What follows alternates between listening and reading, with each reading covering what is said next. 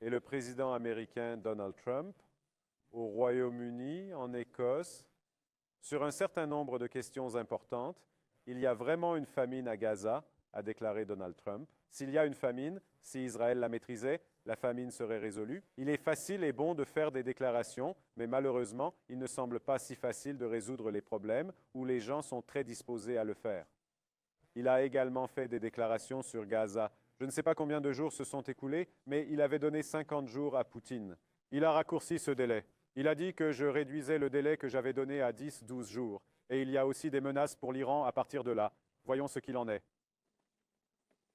Je réduis le délai que j'ai accordé à la Russie à 10-12 jours à partir d'aujourd'hui. Le président américain Donald Trump a rencontré le Premier ministre britannique Keir Starmer en Écosse. Ces déclarations après la réunion ont fait l'effet d'une bombe sur l'ordre du jour. Lors de sa rencontre avec le secrétaire général de l'OTAN Mark Rutte à la Maison-Blanche, Trump a annoncé que la Russie avait donné 50 jours pour un cessez-le-feu en Ukraine. Trump a donné sa démission à Poutine. Il a déclaré « Je réduis le délai que je lui avais accordé à 10-12 jours ». Je donne à la Russie un nouveau délai de 10 à 12 jours à partir d'aujourd'hui. Nous ne constatons aucune amélioration. Je ne souhaite plus rencontrer Poutine.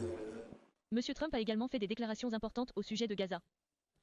En déclarant que des centres alimentaires seront établis à Gaza, Monsieur Trump a souligné qu'Israël avait la grande responsabilité de garantir l'acheminement de l'aide humanitaire. Il a démenti les propos de Monsieur Netanyahou et a déclaré qu'il y avait une véritable famine à Gaza. Nous établirons des centres d'alimentation pour les journaux. Ils seront accessibles sans restriction. Grâce aux journaux, nous pourrons sauver de nombreuses personnes. Il y a une véritable famine. On ne peut pas la cacher. Israël a une grande responsabilité dans l'acheminement de l'aide humanitaire. Il peut faire beaucoup pour cela. Le président américain a déclaré qu'il avait parlé de Gaza avec le premier ministre israélien Benjamin Netanyahou et qu'il avait des projets pour Gaza. Il n'a toutefois pas donné de détails sur ces projets. Il existe de nombreuses alternatives pour faire sortir les otages de Gaza. Mais l'option la plus logique est de négocier, a-t-il déclaré. En ce qui concerne l'Iran, M. Trump a ouvertement menacé l'administration de Téhéran.